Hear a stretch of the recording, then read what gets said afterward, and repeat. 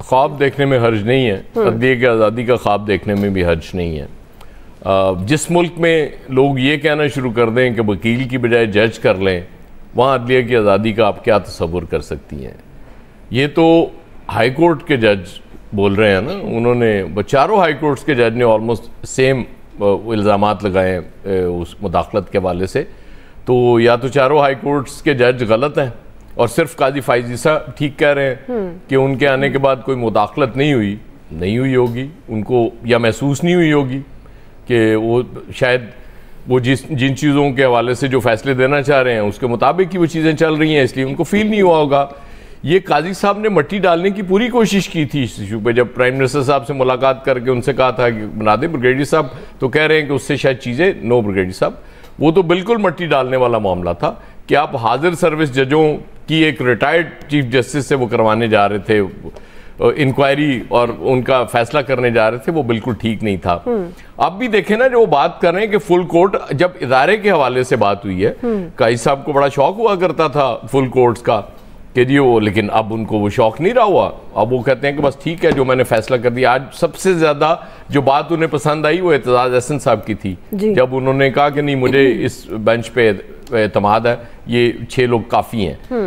چیزیں بدلتی ہیں، ہمارا سب سے بڑا المیہ یہ ہے کہ وہ جو پچھلا چیف جسٹس تھا اس کی ہمدردیاں کہیں اور تھیں، وہ کچھ اور طرح کے فیصلے کر رہا تھا، ان چیف جسٹس صاحب کی ہمدردیاں کہیں اور ہیں، یہ کچھ اور طرح کے فیصلے کر رہے ہیں۔ یہ ذاتیات سے نکل ہی نہیں سکتے، ہمارے صرف ججز کی بات نہیں کر رہا، ہمارا اوور آل المیہ ہے کہ ہم ذاتیات سے باہر نہیں نکلتے۔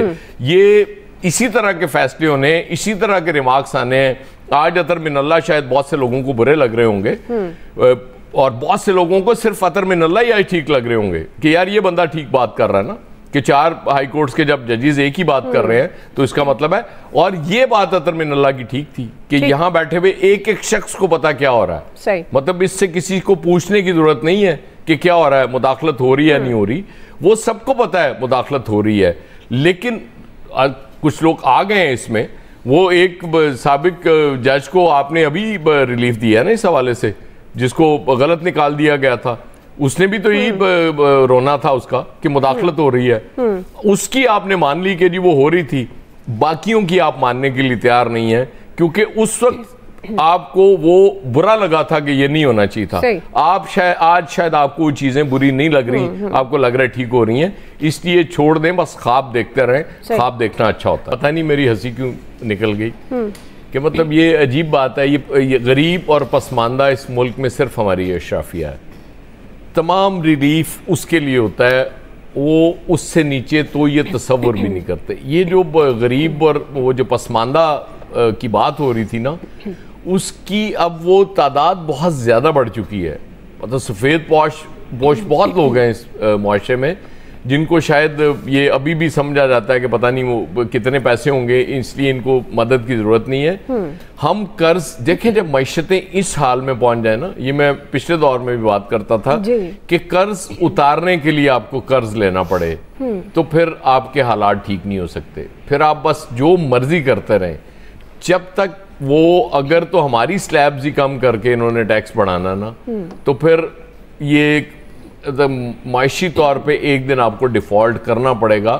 وہ جو پرائم منسٹر صاحب پچھلے دور میں دعویٰ کرتے تھے نا کہ میں نے ریاست بچا لی، وہ ریاست تو اللہ تعالیٰ کے فضل سے یہ بچی رہے گی، لیکن رعایا مجھے بچتی اس وقت بھی نظر نہیں آ رہی تھی، اب بالکل ہی نظر نہیں آ رہی۔ جی عامر صاحب،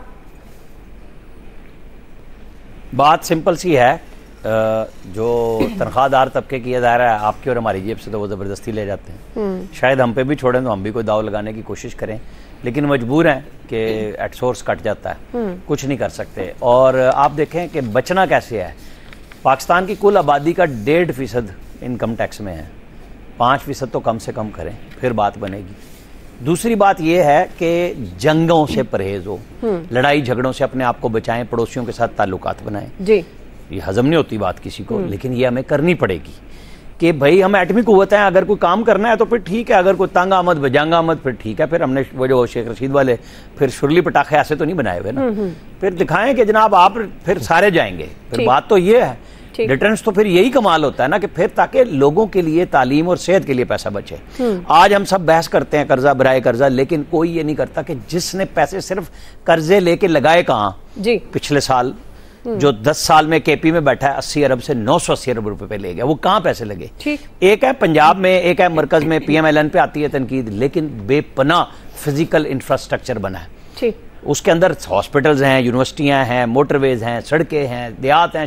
مجھے بتائیں کہ مقابلے میں آپ کیا پیش کرتے ہیں کہ جی قرضے لے کے آپ نے کیا کیا؟ ٹھیک نہیں ہے نا. یہ اصل آڈٹ ہے جو ہونا چاہیے، اسی پہ سوچنا چاہیے کہ اللہ کے بندو اس اشرافیہ کی ایسی تیسی پھیرو، یہ ہماری طرف ہی نہ چھریاں نکال کے کھڑے ہو جاؤ. جی فیصل صاحب. عامر صاحب کی جو باتیں ہیں نا، اس میں 3 پوائنٹ ہیں، جیسے کہ جنگوں سے بچیں، جو ٹیکس نیٹ کو بڑھائیں. اب یہ جینمن بات ہے نا کہ اس کے بغیر جو اگر ہم کہتے ہیں نا قرضوں سے کیسے جان چھڑانی ہے یا خوشحالی کی طرف کیسے اس قوم کو، اس ملک کو ڈالنا ہے، اس کے بنیادی نکات میں یہ 2 بھی شامل ہیں. لیکن ہمیں نظر نہیں آتے نا، نہ اس گورنمنٹ میں، نہ اس سے پچھلے والی گورنمنٹ میں، نہ اس سے پچھلے والی گورنمنٹ میں. آپ 30 سال کی حکومت اٹھا لیں یا 50 سال کی گورنمنٹ اٹھا لیں، ہمیں تو یہ نظر ہی نہیں آتے. جو چیزیں اس ملک کو قرضے سے بچا سکتی ہیں تو ان میں سے تو کوئی بھی ایسا قدم نہیں اٹھایا جا رہا. قرضہ چلنے سے چھوڑیں، اس ملک کو معاشی بحران سے بچا سکتی ہیں تو وہ تو کوئی قدم ہی نہیں اٹھا رہا. اب نہیں اٹھا رہے تو کیسے نکلیں گے اس سے؟ تو اس کا مطلب ہے نکلنے کا کوئی راستہ ہی نہیں ہے، اور نکلنے کا کوئی راستہ نہیں ہے تو اس کا ایک ہی مطلب ہے کہ آنے والے دن جو ہے وہ ہمارے لیے جو ہے مزید سخت ہوں گے. اب اس سے زیادہ مزید کیا سخت ہوں گے، اس کو ہم کیا سہ پائیں گے، نہیں سہ پائیں گے، دیکھ لیتے ہیں. اب اس کے علاوہ ہمارے پاس آپشن نہیں، رونے کے علاوہ آپشن ہے کہ ہمارے پاس جس سے مسئلہ حل ہو سکتا ہے، اور جن کے ہاتھ میں مسئلے کا حل ہے وہ کام کرنے کو تیار نہیں ہے. ختم بات. جی بریگیڈیئر صاحب. آج فیصل صاحب بہت سلو ہیں یا مایوس ہیں. آپ دیکھیں بات یہ ہے کہ اتنا بریگیڈیئر صاحب سے بولیں گے بھائی جنگ کا مسائل کو حل کیسے کرنا ہے. جی بریگیڈیئر صاحب سن رہے ہیں. جی بات یہ کہ آپ کے پاس جو کچھ قرضے لے رہے ہیں، اتار رہے ہیں، آپ نے اپنے ملک میں ہی نافذ کی ہے.